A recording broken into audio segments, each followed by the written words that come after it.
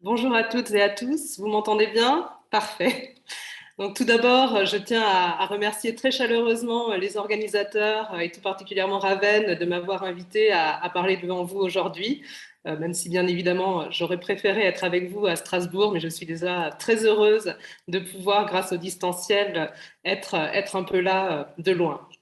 Donc j'en suis très, très heureuse. Et ce que nous allons faire ensemble ce matin, c'est que nous allons interroger l'inclusion et en particulier l'inclusion scolaire, mais sous un angle un petit peu nouveau. L'objectif de la scolarisation des personnes autistes, c'est bien évidemment de tendre vers la participation sociale de ces personnes. Et c'est donc dans ce but que l'école se doit d'être inclusive. Mais pour interroger le caractère réellement inclusif de l'institution scolaire, nous allons nous intéresser à un public qui est, lui, assez rarement étudié, celui des enseignants autistes. Très souvent, lorsqu'on parle d'autisme, on a tendance à s'intéresser plus à la figure de l'enfant et la figure de l'adulte professionnel est plus rarement étudié et l'adulte enseignant en France encore moins. Or, étudier cette figure de l'enseignant autiste, cela permet de porter un regard nouveau sur la problématique de l'autisme à l'école. Il s'agit d'aborder cette question à la première personne à travers non seulement le parcours scolaire de ces anciens élèves autistes, mais également sous l'angle de la trajectoire qui les a menés à se consacrer professionnellement à l'école en devenant enseignants. Pour ce faire, la méthodologie que j'ai choisie est celle de la recherche biographique, donc pour réellement donner l'opportunité aux personnes de s'exprimer. Cette approche, donc cette approche de la méthode de la recherche biographique, elle va interroger le sens que ces enseignants autistes donnent rétrospectivement à leurs expériences scolaires. Et donc, on va s'interroger sur la manière dont ils lient ces expériences à leur participation sociale actuelle en tant qu'enseignants. La reconstruction par la narration du chemin parcouru permet à ces enseignants de donner à voir tant les difficultés que les éléments facilitateurs qui font sens pour eux. Donc, plus que les obstacles à l'inclusion, dont on sait malheureusement qu'ils sont encore nombreux, le but de l'étude que j'ai menée est, tout en n'occultant pas bien évidemment les nombreuses difficultés relatées, de mettre en lumière, à travers la parole des personnes concernées, leur rapport singulier et la trajectoire que ces personnes définissent comme leur étant propre. Alors, nous nous interrogerons sur le fait que la narration du parcours scolaire de ces anciens élèves autistes qui sont aujourd'hui enseignants constitue un exemple d'une inclusion scolaire réussie, ou bien si elle exprime plutôt leur volonté de faire évoluer le système éducatif de l'intérieur pour le rendre plus réellement inclusif. Alors pour ce faire, nous allons dans un premier temps présenter l'ancrage méthodologique et théorique que j'ai mis en œuvre dans cette recherche. Je vais décaler un peu l'écran pour que vous arriviez à voir le PowerPoint. Bon, c'est pas possible. Donc, tout d'abord, ancrage théorique et démarche méthodologique. Puis, nous nous pencherons à travers la construction du parcours qui nous est donné à voir par ces enseignants autistes sur l'un des défis principaux de l'école pour la plupart des élèves autistes, à savoir les interactions sociales dans un environnement malheureusement bien souvent inadapté. Et enfin, nous nous intéresserons à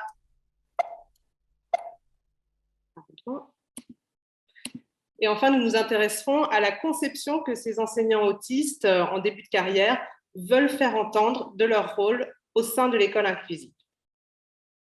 Mais tout d'abord, il s'agit de préciser donc le cadre théorique et la méthodologie de cette étude qui se veut profondément participative. Donc, l'école inclusive, elle est affirmée comme priorité sur le plan politique, et ce, depuis maintenant longtemps, puisque si on refait la chronologie, l'école inclusive apparaît pour la première fois dans la loi du 11 février 2005 pour l'égalité des droits et des chances, la participation et la citoyenneté des personnes handicapées. Puis, elle réapparaît dans la loi du 8 juillet 2013 d'orientation et de programmation pour la refondation de l'école. Et enfin, elle est au centre de la circulaire de rentrée du 5 juin 2019 qui porte, elle, spécifiquement sur l'école inclusive. Vous voyez, c'est une question qui, sur le plan politique, a fait l'objet de décisions importante. Et c'est donc tout naturellement que cette question est au cœur de nombreux travaux scientifiques, et ce principalement sous deux formes. La première, sous la forme de travaux d'études qui portent sur les expériences scolaires d'élèves désignés handicapés, puisque cette catégorie peut être questionnée. Et puis, d'autre part, d'autres travaux qui, eux, s'intéressent plutôt à l'analyse du discours des enseignants au sujet de l'école et de l'éducation inclusive. Donc, vous voyez, on a ces deux pôles principalement dans les études scientifiques sur cette question. Or, l'approche proposée ici se veut complémentaire puisque son originalité réside dans le fait d'analyser la construction que livrent des enseignants autistes de leur parcours au sein de l'institution scolaire. Pour explorer ces considérations, la démarche méthodologique retenue, donc je vous mets les études sur les élèves désignés handicapés et puis également les études sur le discours des enseignants. Mais aujourd'hui, donc, pour étudier le parcours de ces enseignants autistes au sein de l'institution d'éducation, nous allons utiliser la démarche méthodologique de la recherche biographique, qui est une approche qui s'inscrit dans la lignée de l'herméneutique objective allemande. Et donc, elle consiste à réaliser une lecture interprétative des matériaux biographiques pour interroger les modes de constitution de l'individu en tant qu'être qui est à la fois social et singulier. Donc, pour recueillir cette parole, qui sans cela risquerait de rester inaudible, j'ai mis en place une approche spécifique que j'ai voulu adapter aux personnes qui allaient participer à ces entretiens. Comme on le sait, l'imprévu peut souvent constituer une source d'anxiété pour certaines personnes autistes, et j'ai donc cherché à anticiper les difficultés éventuelles pour chercher à offrir un cadre qui puisse être sécurisant et propice au recueil de la parole de ces enseignants autistes. Donc, des rencontres préalables ont été organisées pour leur présenter en détail le déroulement de la recherche et pour les mettre en confiance face à cette prise de parole. Donc, cette prise de contact s'est faite tout d'abord sous forme écrite pour éviter les inquiétudes que peuvent générer parfois les interactions à l'oral. Puis, dans un second temps, à l'oral, selon des modalités variées qui ont été proposées, parmi lesquelles la personne interviewée pouvait choisir celle qui lui convenait le mieux. Donc, les entretiens, eux aussi, bien évidemment, ont été réalisés selon des conditions à estimer être les plus facilitantes pour elles. Par exemple, plusieurs lieux ont été proposés, tels que des espaces publics. L'entretien pouvait également se mener, si la personne le souhaitait, sur le lieu de travail, à l'université ou bien encore au domicile de la personne. Donc ça avait pour objectif de réduire au maximum les craintes qui pouvaient être liées à cette pratique de l'entretien. De même, là encore, toujours pour réduire le niveau d'anxiété, les personnes autistes ont été invitées à choisir de participer à ces entretiens, soit en présentiel, soit en distanciel. Et il a été précisé aux participants qu'ils pouvaient bien évidemment interrompre l'entretien à chaque fois qu'ils le souhaitaient pour faire une pause et récupérer, reprendre un petit peu de force. Donc, après un dernier rappel, bien évidemment, du respect des règles de confidentialité dans le cadre de cette recherche, j'ai demandé individuellement aux participants de me parler de leur parcours scolaire. Alors, cette consigne était volontairement concise pour chercher à influencer le moins possible le récit. Cependant, si un ou une participante avait des difficultés pour s'exprimer librement, il était possible d'apporter des précisions pour, par exemple, lui proposer de commencer par me parler de ses souvenirs d'école maternelle ou d'école élémentaire. pour entretenir l'échange, des relances ainsi que des demandes de précision ont eu lieu pour enrichir le discours qui se déployait. Donc, pour que les enseignants aient tout loisir de mener à bien la construction de leur parcours et la réflexion sur leur propre trajectoire, ils ont été invités, si cela leur était possible, à consacrer à l'entretien soit une matinée ou une demi-journée, une matinée ou une après-midi, soit 2 plages horaires de 2 heures.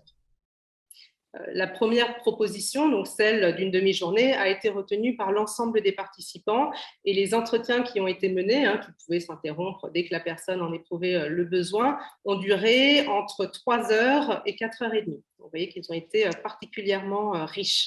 Et malgré les propositions récurrentes de faire une pause, aucun des participants n'a souhaité interrompre l'entretien.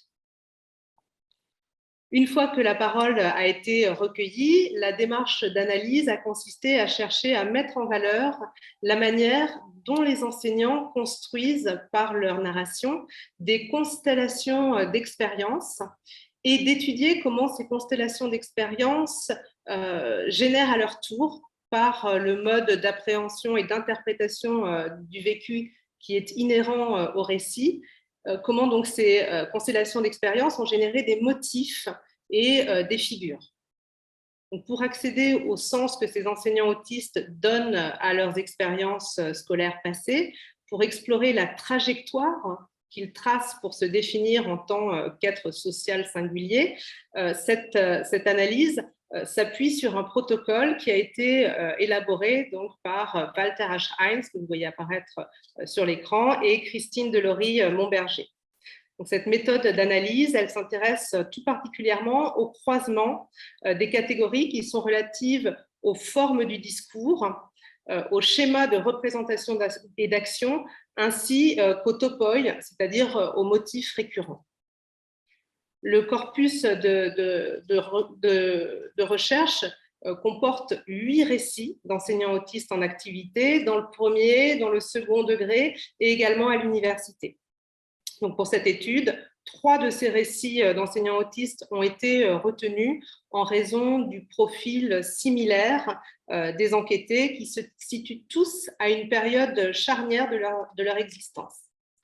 Donc, 2 entretiens ont été réalisés au cours de l'année 2020, et ce en distanciel en raison du contexte sanitaire, et un entretien a eu lieu en présentiel à l'université en 2021.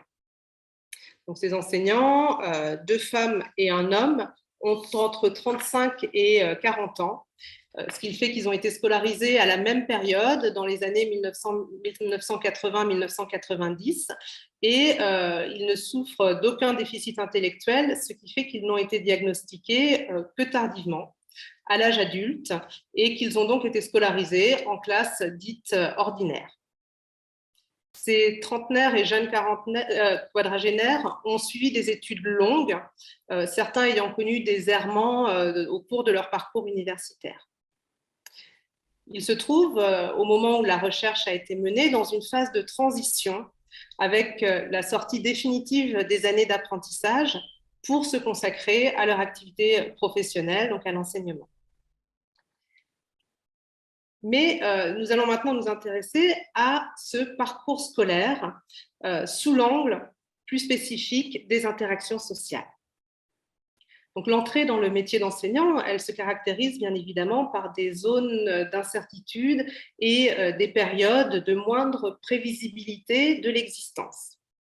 C'est la raison pour laquelle cette entrée dans le métier s'appuie sur une activité biographique qui vise à compenser un défaut de repères socio-structurels. Cela signifie qu'elle va se saisir des expériences antérieures, comme par exemple des expériences de la scolarité en tant qu'élève. Donc, elle va se saisir de ces ressources biographiques pour donner du sens à la nouvelle situation et l'intégrer dans la trame de vie existante, la mettre en lien avec les autres événements de l'existence. Donc, le parcours scolaire antérieur de ces jeunes enseignants autistes va bien évidemment être particulièrement sollicité à cet effet. Le processus de biographisation en tant qu'agir biographique, a pour but non seulement de chercher à trouver sa place dans le monde social, mais également de construire son image de soi. Or, les interactions qui ont lieu avec les pairs dans l'espace scolaire sont présentées bien souvent comme problématiques et sources d'interrogations sur le plan identitaire, en particulier chez les enfants et les adolescents. La première personne interviewée, Nicolas, qui enseigne actuellement en maternelle, insiste sur cet écart entre les relations qu'il avait en tant qu'élève avec, d'un côté, ses enseignants et de l'autre, ses camarades de classe. Je le cite, « Avec les adultes, c'était pas trop compliqué, parce que les adultes, ils me voyaient, entre guillemets, sous mon meilleur jour. Les profs, ils m'aimaient bien. Entre guillemets, c'était les seuls gens qui m'acceptaient un peu, qui me donnaient ma place. Parce que les autres, ils me traitaient d'intello, me demandaient de faire leurs devoirs. » Fin de la citation. Le diagnostic, réalisé tardivement, apporte des éléments de compréhension de ce sentiment d'étrangeté qui est ressenti par rapport aux autres élèves. Le vécu scolaire est alors revisité par ces enseignants à la lumière de leur diagnostic et des éclairages qu'il apporte sur leur fonctionnement cognitif et relationnel spécifique. Comme cela a été démontré par Yann Akin, le diagnostic a une influence sur la personne diagnostiquée, donc sur sa façon de se voir elle-même et d'appréhender les actions et ce qu'elles soient passées, présentes ou bien même futures. Donc à travers la construction que permet la narration, des liens se tissent entre différentes expériences et une trame explicative voit le jour. Ainsi, Nicolas, donc ce jeune enseignant autiste, analyse ses expériences douloureuses à la lumière de son fonctionnement cognitif singulier. Je le cite, « Quand je considère les choses autour de moi avec ma façon de penser, c'est ça qui me crée de l'anxiété. C'est le sentiment que j'ai. Et pour moi, c'est dur d'aller vers les autres. Les autres, ils ne viennent pas vers moi. Je ne sais pas si tous les autistes se sentent aussi seuls que moi. » Fin de la citation. Le diagnostic apparaît dans la narration comme un moyen d'explicitation. Il apporte un sens nouveau à l'expérience et permet de la mettre en réseau tout au long de l'existence avec d'autres expériences similaires. Face au questionnement sur son identité personnelle et sociale, Nicolas a recours au diagnostic comme outil herméneutique sur lequel il peut prendre appui pour dire et pour agir son histoire. De même, pour ne pas être complètement marginalisée, une autre enseignante, Estelle, alors bien évidemment, j'ai changé le nom de tous les participants à la recherche par souci d'anonymat, donc pour ne pas être marginalisée, cette jeune enseignante, Estelle, qui enseigne l'histoire-géographie, explique qu'alors qu'elle était élève, elle a cherché à cacher ses spécificités développant, comme de nombreuses filles et femmes autistes et comme de nombreux autistes en général, une stratégie de camouflage. Et je cite Estelle, « À l'école élémentaire, ça a été cet apprentissage-là, de dire « celle que je suis, elle ne correspond pas. Donc il faut que je m'adapte et il faut que je découvre qui je dois être pour ne pas être frappée, pour ne pas être isolée, pour ne pas être, voilà, pour ne pas vivre un enfer au quotidien. » Fin de la citation. Cette absence de compréhension de leurs différences, les tentatives douloureuses pour trouver une place dans l'espace social qui les poussent à renoncer à tout amour-propre, voire à se nier eux-mêmes, c'est ce que l'on voit dans le discours d'Estelle. Donc, ces tentatives douloureuses, elles sont mises en relation par ces jeunes adultes avec le retard de diagnostic dont ils ont fait les frais. Estelle l'analyse en effet de la sorte. Je cite, « C'est vraiment mon regret de ne pas avoir été diagnostiquée plus tôt et d'avoir bénéficié de personnes qui connaissent l'autisme et qui m'accompagnent en disant « en fait, tu es sur une voie parallèle Tu as un fonctionnement cognitif qui n'est pas comme les autres, et c'est pour ça. Parce que je peux vous assurer que j'ai creusé très, très, très loin pour comprendre pourquoi je me sentais si mal, si différente. La construction, par le récit des parcours au sein de l'institution d'éducation de ces anciens élèves autistes, met en évidence l'importance du diagnostic comme outil d'interprétation de leurs expériences singulières. La relecture de leur parcours scolaire, à la lumière des difficultés qu'ils ont rencontrées et des interrogations identitaires que cela a fait naître, souligne la volonté de ces enseignants en début de carrière d'aborder leur métier sous l'angle de l'accessibilité.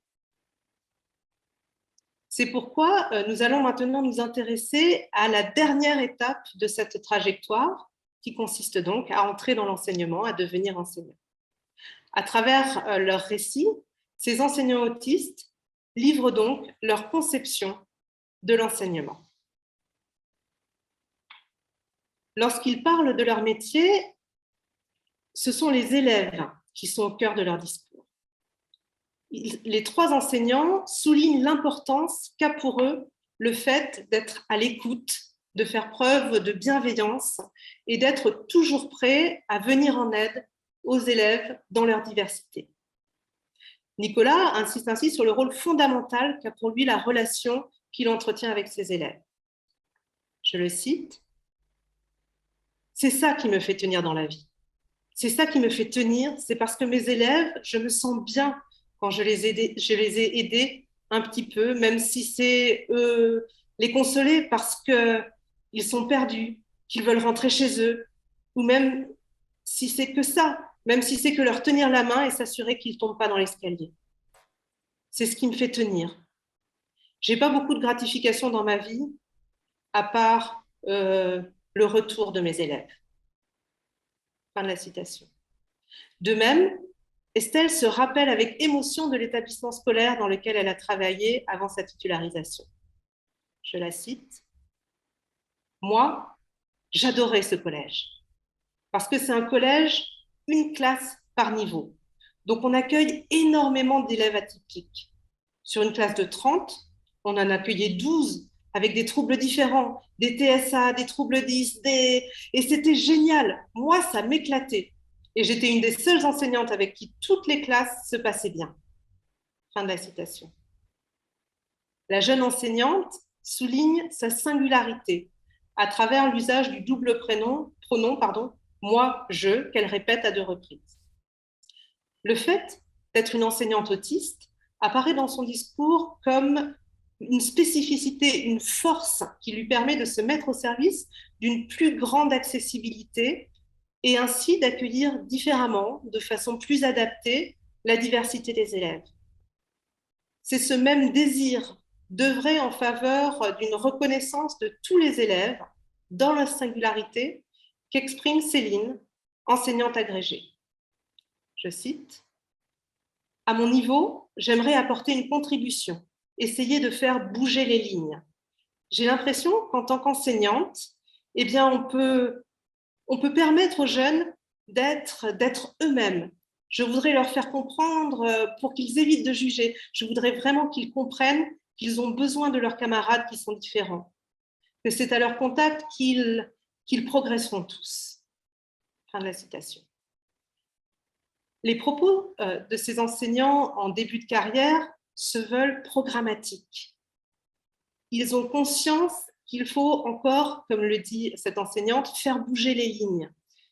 Et c'est riche de leurs expériences passées d'élèves en milieu scolaire dit ordinaire qu'ils ont l'intention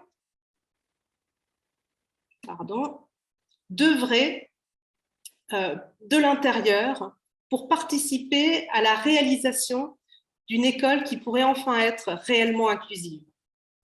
Et Nicolas exprime son ambition en ce sens. Je le cite. « Et je me dis que d'être prof, c'est que le début en fait, et que j'aimerais aller plus loin. J'aimerais bien poursuivre ma réflexion là-dessus justement. Quoi faire pour aider, pour changer le système dans le bon sens? Pas seulement pour les autistes comme moi, mais pour tout le monde, parce que c'est moi, ce que j'ai souffert dans mon expérience, c'est d'autres qui le sont pas, qui sont pas autistes, l'ont certainement vécu aussi. Et même les élèves neurotypiques, ils pourraient bénéficier. Voilà, c'est pas juste, c'est pas réservé à une catégorie de la population. C'est pour tout le monde. Il n'y a pas de raison que si nous, ça nous aide, ça aide pas les autres.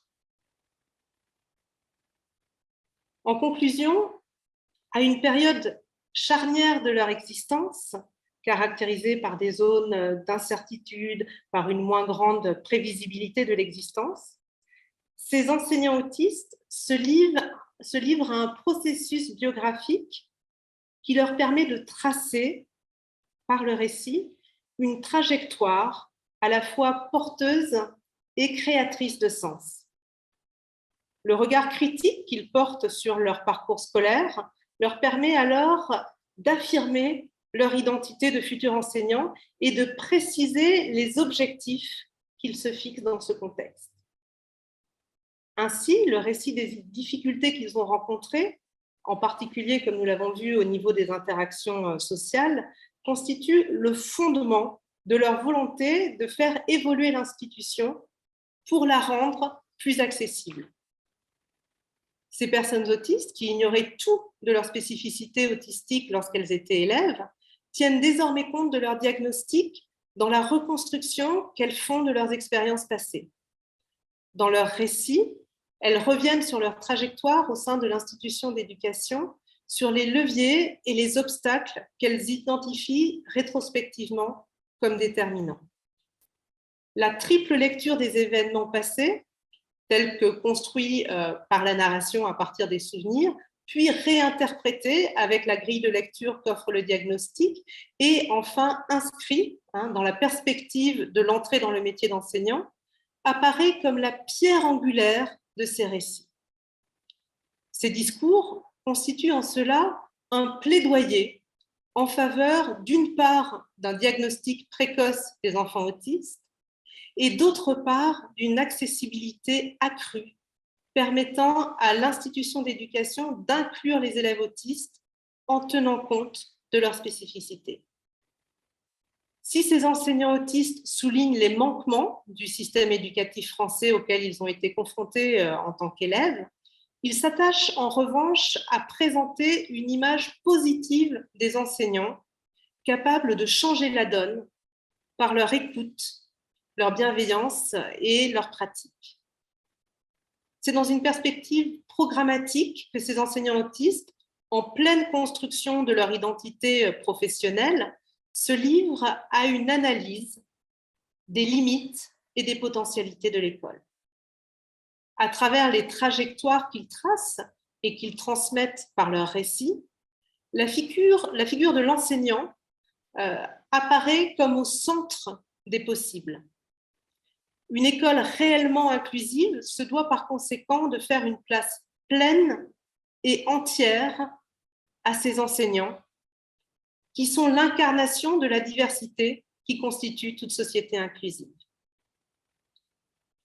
Je vous remercie beaucoup pour votre attention et si vous êtes enseignant ou enseignante ou si vous avez des enseignants autistes parmi vos proches, je vous laisse mon adresse mail, donc julie.dumonteil@unif-réunion.fr et je vous invite à m'écrire si vous souhaitez participer à des recherches sur ce sujet. L'objectif de mon travail, c'est en effet de donner à entendre la voix des personnes autistes et en offrant une plus grande visibilité aux enseignants autistes, de contribuer à changer le regard sur l'autisme. Encore un grand merci à toutes et à tous pour votre attention. Et je me tiens à votre disposition si vous avez des questions.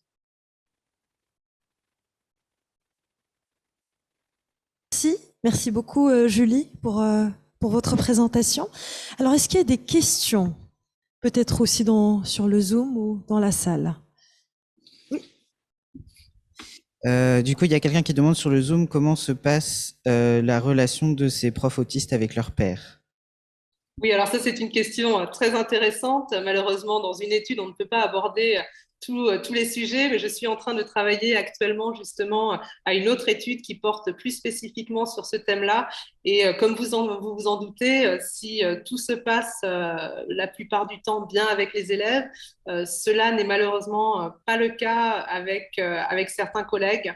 Et c'est effectivement un des aspects sur lequel l'éducation nationale et l'enseignement supérieur doivent vraiment se pencher parce que la plus grosse difficulté pour ces enseignants autistes à se sentir bien dans leur métier vient des interactions sociales avec leurs pairs, donc avec les autres enseignants, les autres collègues de l'établissement. Et ça, c'est une énorme source d'anxiété. Alors, parmi les personnes interrogées, on a différents profils, certains qui ont fait connaître leur autisme, d'autres qui ont préféré le garder secret. Donc certains enseignants ont une RQTH, une reconnaissance de la qualité de travailleurs handicapés, c'est le terme administratif. D'autres vivent en se camouflant. Et quelle que soit la stratégie choisie, malheureusement, les interactions restent toujours aussi difficiles. Donc le fait de faire connaître son autisme, en particulier dans le premier et le second degré, n'améliore pas nécessairement les relations avec le reste du personnel au sein de l'établissement. Donc ça, c'est une excellente question parce qu'effectivement, c'est la difficulté principale que j'ai identifiée dans les entretiens que j'ai menés. Est-ce qu'on a d'autres questions? Donc toujours des questions sur le Zoom. Il y a quelqu'un qui a demandé si ça concernait uniquement les enseignants en école publique, déjà. Alors non, parmi les enseignants avec lesquels j'ai mené des entretiens, il y a tout type d'établissements. Donc effectivement, il y a également des établissements privés.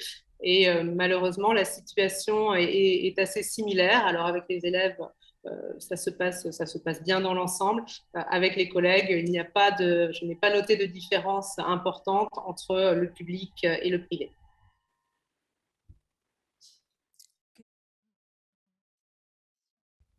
Juste au niveau de la question de la fatigue. Oui, alors effectivement, la fatigabilité, donc, vous parlez plutôt au niveau des entretiens de la recherche ou dans l'exercice du métier? L'exercice du métier.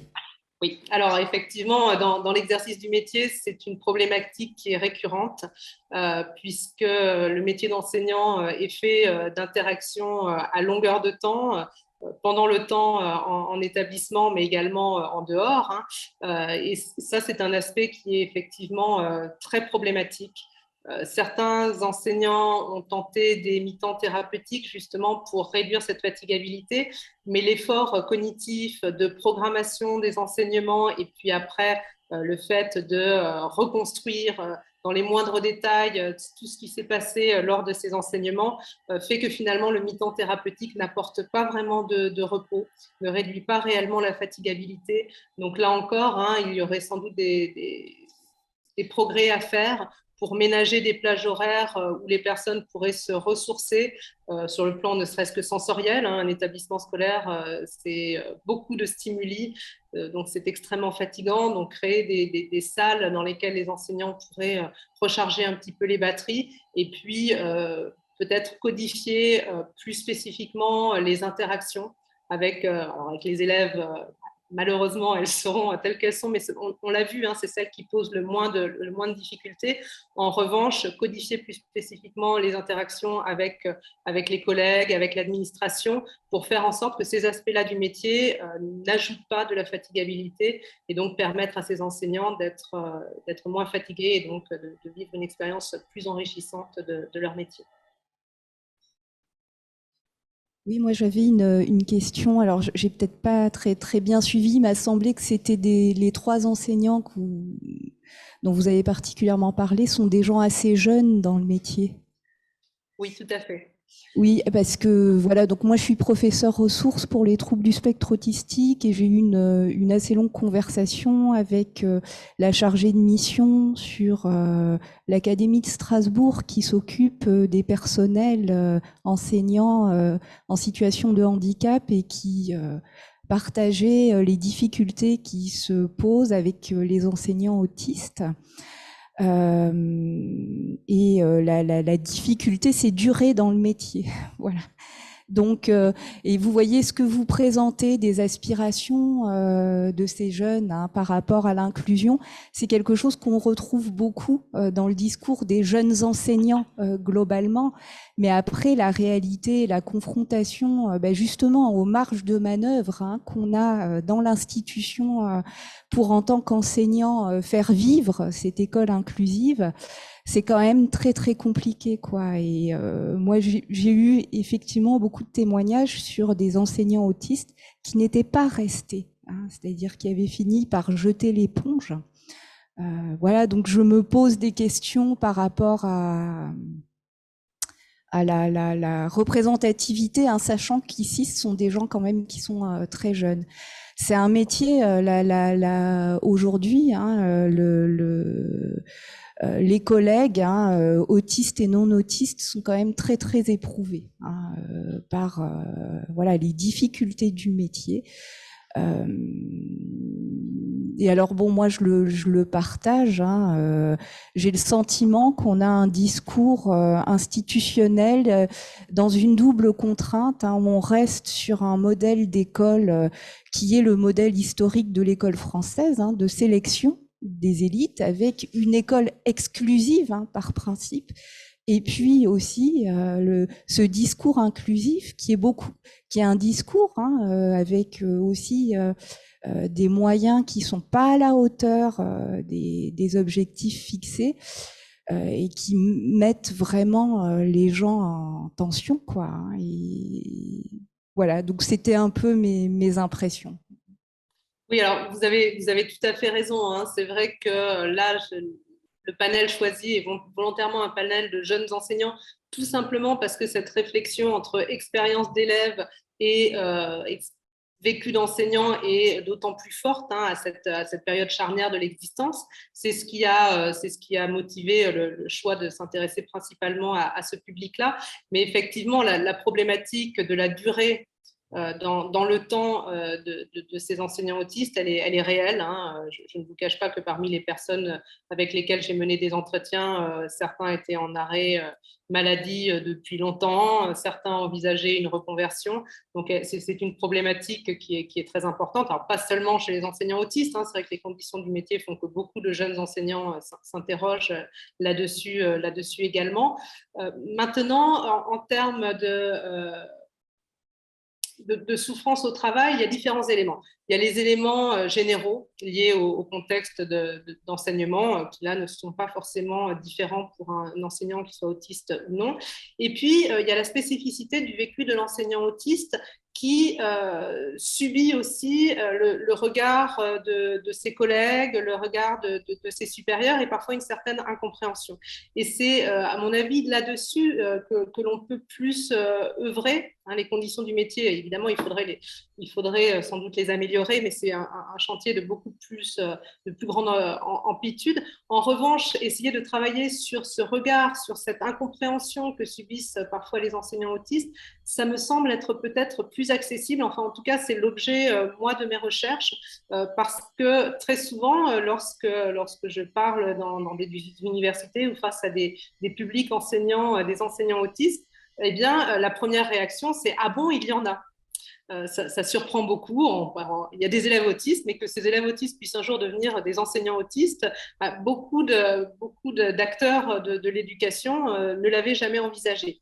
Et donc, faire en sorte de rendre ces enseignants plus visibles, parler de leurs spécificités, mais aussi parler de leurs réussites, qui sont nombreuses, on l'a vu dans le rapport aux élèves, etc. Ça peut permettre de faire bouger un petit peu les lignes et donc de permettre une plus grande acceptation et une plus grande accessibilité aussi. Moi, j'ai été très surprise en parlant avec des acteurs de l'éducation nationale, assez haut placés, de voir qu'ils se posaient la question de la dangerosité potentielle de ces enseignants pour les élèves. Ça, évidemment, c'est extrêmement choquant. Et pourtant, ce sont des réactions que j'ai pu recueillir. Donc, vous voyez, même si effectivement, ce n'est pas simple d'être un enseignant autiste, Je pense que ça peut devenir peut-être un petit peu plus simple si ça devient quelque chose d'habituel, de connu. Aujourd'hui, avoir un enseignant avec une mobilité réduite, ça ne surprend plus grand monde, on ne voit plus du tout où est le problème. C'est vers cet objectif-là que mes recherches tendent pour que eh bien, cela fasse partie de la normalité de l'institution d'éducation que de pouvoir avoir une diversité de profils cognitifs parmi les enseignants. Et puis pour les élèves autistes, avoir un enseignant autiste, eh bien, c'est aussi la preuve, l'incarnation du fait que le champ des possibles est ouvert et qu'ils peuvent devenir ce qu'ils souhaitent. Voilà, mais les difficultés que vous soulignez, elles sont réelles, hein. Bien évidemment, on est encore très loin d'être dans la réalisation de cette injonction inclusive, hein. On voit bien que les moyens sont loin d'être toujours là, que les enseignants eux-mêmes ont du mal, enfin, on porte toute la responsabilité de cette inclusion et ont parfois du mal, résultat, à la mettre en acte. Mais être au contact d'enseignants différents, ça peut aussi aider ces enseignants qui ont des difficultés à s'adapter, à rendre leur enseignement plus accessible.